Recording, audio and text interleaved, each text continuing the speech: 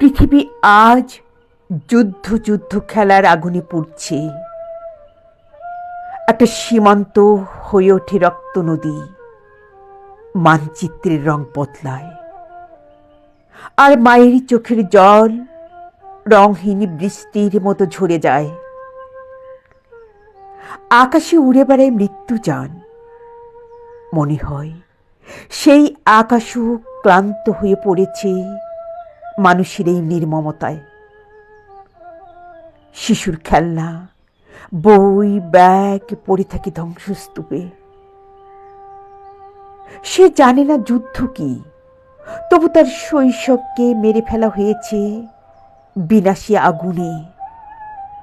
যারা যুদ্ধ ঘোষণা করে তারা গোপন কক্ষে বসে সিদ্ধান্ত নেয়।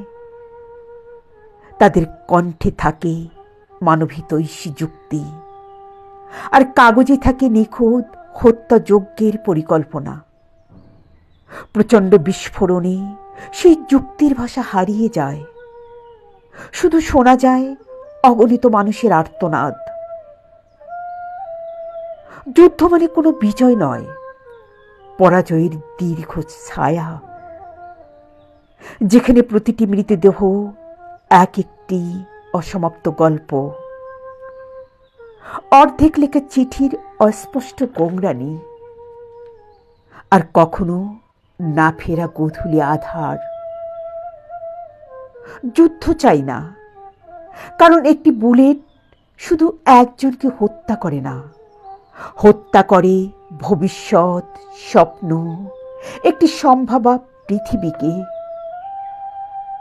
এসো আমরা অস্ত্র নামিয়ে রাখি, শব্দ দিয়ে গড়ে তুলি সেতুবন্ধন, ঘৃণার বদলে শিখি আলিঙ্গন।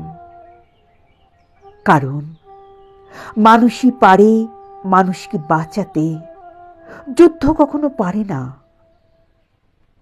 পৃথিবী যদি একদিন সত্যি শান্ত হয়, সেদিন কোনো জয়ের ধ্বজা উড়বে না, উড়বে শুধু মানুষের মানুষ হওয়ার স্বস্তির নিঃশ্বাস, মানুষের মানুষ হওয়ার স্বস্তির নিঃশ্বাস।